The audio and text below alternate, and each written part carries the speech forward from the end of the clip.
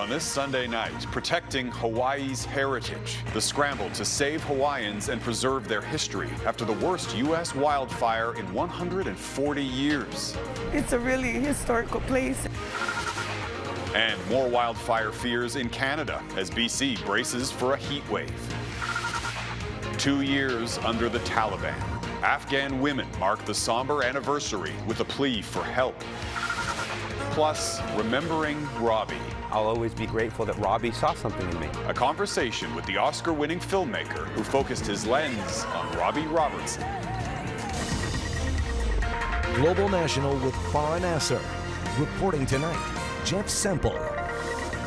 Good evening and thank you for joining us. We begin with the awful aftermath of the fires in Maui. The death toll now at 93, making it Hawaii's deadliest disaster and one of the worst wildfires in U.S. history. Crews have searched only a fraction of that hellish landscape, where some evacuees are now returning to find homes reduced to ash. Hundreds remain missing, and of the dead, just 2 victims have been identified. The remains we're finding is through a fire that melted metal.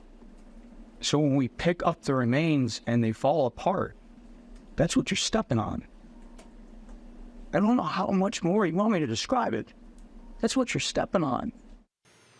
Beyond that tragic loss of life, many historic and sacred sites were also engulfed by the blaze, a major blow to Hawaii's heritage. Our Nithu Garcha is in Maui with more on those concerns. Hi, Nithu. So what are you hearing from people there? Jeff, some of those who are indigenous to these islands and displaced by the Maui fires have already reported offers from buyers looking to purchase their property. And there are fears of what that could mean for the preservation of culture and heritage sites in historic Lahaina. But we're grateful that we also have family nearby, but not everybody does. And Shalia Keahi is Polynesian. Her husband is indigenous to Hawaii. Their home burned in the Maui wildfire, but it's the loss of sacred land in Lahaina, the first capital of the Kingdom of Hawaii, that makes her emotional. It's a really historical place. It's where, a lot of things happened. A lot of firsts happened. First school, first capital, She's a pastor at King's Cathedral Church in Lahaina. It also burned. All right, there you go. Thank you, guys. Thank you for volunteering. Keahi is now supporting others who lost everything at another church, housing hundreds of evacuees and taking in donations from across the island. Helicopters filled with food, clothing, and other items have been landing on the fields just outside the church. A tourist destination did get decimated, but our home, directly connected to the importance of our history, has also been decimated. Cody Pueo Pata, a master teacher of Hawaiian dance known as a kumuhula, was part of an annual event for a local nonprofit this weekend, typically held under the now burned historic banyan tree. Organizers pivoted to a fundraiser for wildfire victims. Pata says hula is helping survivors cope, but they have several concerns about the road ahead. Now exposed are dozens of archaeological sites that haven't seen the light of day in decades. There is a possibility of these lands now, because there's nothing on them, being sold to international entities, which removes it further from us, from the native people of this place. They will not take care of our sites the way that we will. Fearing further displacement from their ancestral homelands, which has been going on for decades. There are more Native Hawaiians that live outside of Hawaii than living in Hawaii. You hear the phrase being priced out of paradise, that we're not able to live, unfortunately, on our traditional homeland. Lahaina's Hawaiian language education preschool was lost in the inferno. There are growing calls to prioritize its reconstruction to help ensure the language isn't lost with it. It's really impactful for the community and a big loss. Cody Pueo Pata, who you heard from in that story, says this weekend's benefit event was for the Hawaii Community Foundation, which has raised more than $17 million for people affected by the fires. But there are still challenges getting those resources to where they're needed most, because cell and power service is still down in those areas. Jeff?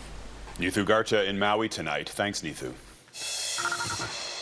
Here at home, BC is bracing for a dangerous heat wave that could deteriorate conditions and cause wildfires there to flare. Temperatures are expected to soar into the high 30s in some areas and last until Thursday. In Ottawa, a crowd marched on Parliament Hill for the rights of people in Afghanistan. This week marks 2 years since Kabul's violent fall to Taliban forces. That takeover has proved particularly devastating for women and girls. As Taria Isri reports, protesters are calling for action. What Taliban are doing is gender apartheid. What these women are doing on Parliament Hill would be illegal in Afghanistan. Simply gathering in a public place. They are targeted in all spaces and all walks of life. The Taliban is trying to erase women and girls from society, but this crowd is refusing to let them disappear. Demonstrators want the United Nations to declare what's happening in Afghanistan a gender apartheid. This circumstance for Afghanistan people are really like a nightmare, and especially for women. Journalist Farida Nekzad escaped with her daughter a month after the fall of Kabul. She's doing her master's degree at Carleton, while her 14-year-old is getting ready for high school. Had they stayed in Afghanistan, neither mother nor daughter would have been able to pursue their education. I'm thinking why my country girls are like upset and crying and begging their fundamental right. The demonstrators gathered here believe Canada has a role to play in highlighting the plight of Afghan women and a responsibility. The largest human rights violation happens in the other part of the world that we were involved for two decades, and then we left. They are intentionally and legally wiping out women from the public life. Wiped out with a series of relentless edicts suffocating every dimension of women's lives. If the international community is not going to take women's rights seriously there, that means our rights as women are as disposable. The women here want Ottawa to put more pressure on the United Nations and the International Criminal Court to try the Taliban for crimes against humanity. Those people left behind in Afghanistan, we are still with them. Standing with them after 2 years of feeling ignored. Taria Isri, Global News, Ottawa. And later in the newscast, Shogufa Donish looks at the ongoing fight to bring Afghan refugees here to Canada. Turning now to tensions over Ukraine. The Russian Navy says it fired warning shots at a neutral merchant vessel in the Black Sea before then boarding it. As Redmond Shannon reports, this comes after Moscow ended a deal that had allowed Ukraine to export grain by sea. Ukrainian troops installing a new border post on the strategic Snake Island in the Black Sea. It was famously temporarily captured by Russia last year.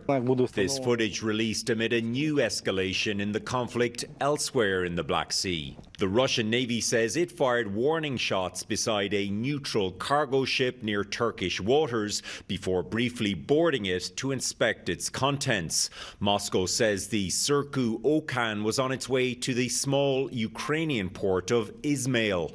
Shipping data says it was bound for a Romanian port.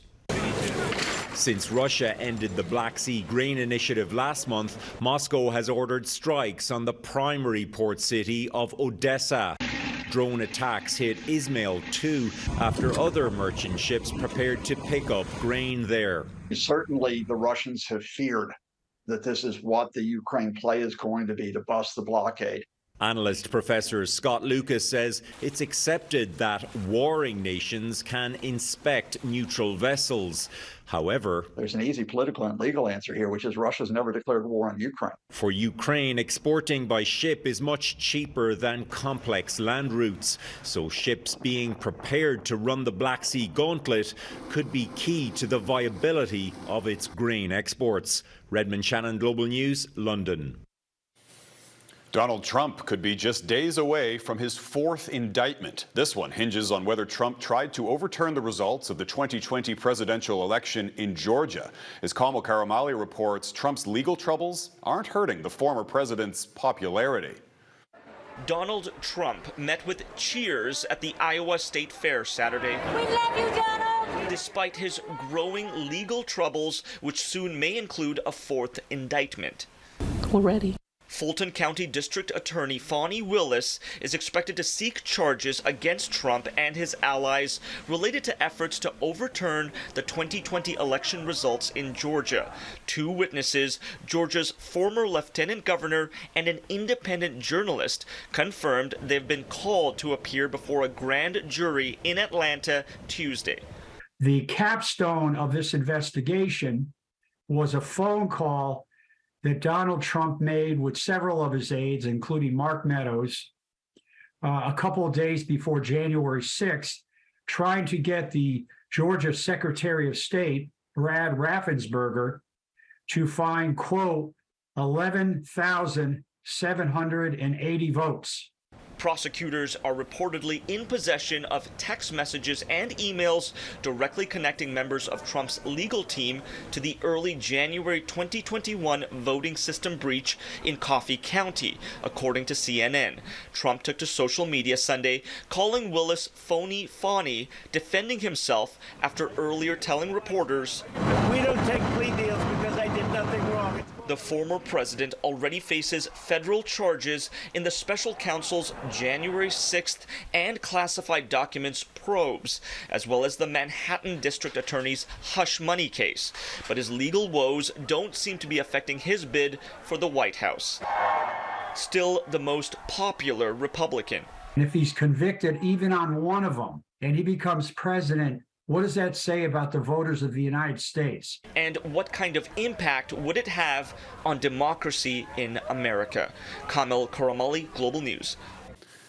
Remembering a Pride pioneer. Coming up, a look back at North America's first same-sex civil union.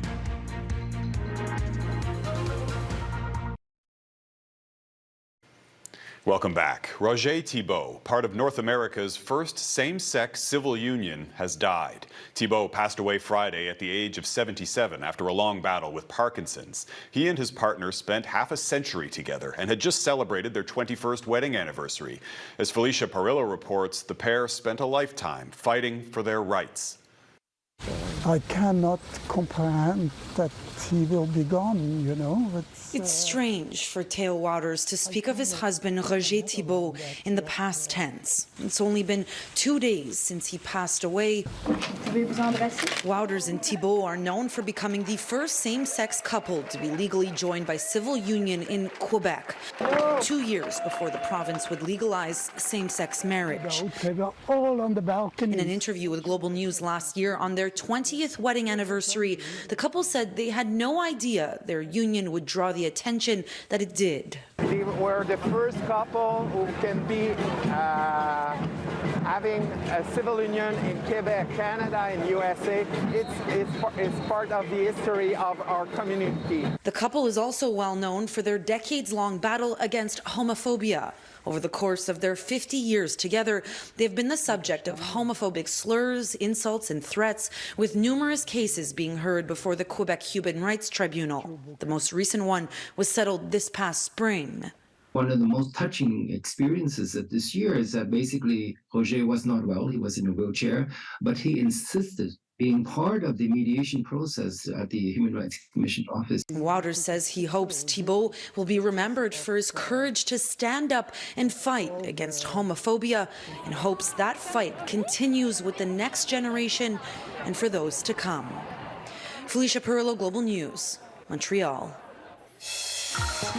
Still ahead, Afghan anguish. The fight to bring refugees to Canada 2 years since the Taliban takeover.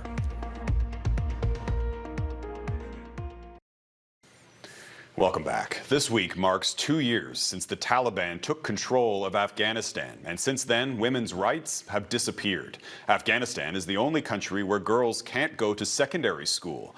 This week, Global News is highlighting stories of Afghans struggling to survive and to start over. Shagufa Danish begins our series on life under the Taliban. Thousands of Afghans who fled the Taliban now call Canada home. Hila Mujtaba is one of them. But life in a new country can be lonely. Mujtaba was a former persecutor for the Afghan government. She was in the office when the Taliban fighters stormed Kabul. I was hiding for 2-3 months, and after that, by help of some foreign organization, I was evacuated to Abu Dhabi. I really missing my mom, my family. Mujtaba now lives in Ottawa, but without her parents. They are trapped in Afghanistan. Their life is not safe, so I cannot be happy here. She is trying to bring her mother and father here, but keeps hitting red tape. Mujtaba wonders if reuniting would be easier if they were from Ukraine. They forgot Afghan people. They forgot the Afghan cases. Since the Russian invasion last year, more than 171,000 Ukrainians have arrived in Canada. In the past 2 years, 36,000 Afghan refugees have come here. Tim Liedler served in Afghanistan in 2008 and now advocates for Afghans who helped the coalition. He fears they are being forgotten. There's 2 different programs, 2 different standards completely. We can all sort of wonder why that is. Immigration Minister Mark Miller defended his government's response to the crisis. There is more permanence and potential to establish a life in a new country that these Afghan refugees benefit from, whereas the welcome of Ukrainian refugees, while some of them may eventually become Canadians, is temporary in nature. Mujtaba tries to bring the comforts of home here, but says there is no replacement for being with her family. When I talk with my mom, most time we discuss about our good days and that we had in Afghanistan together. I say for my parents that one day we will start our life together. Shugufa Danish, Global News, Ottawa. Up next, remembering Robbie Robertson, I speak to an Oscar-winning filmmaker about their remarkable relationship.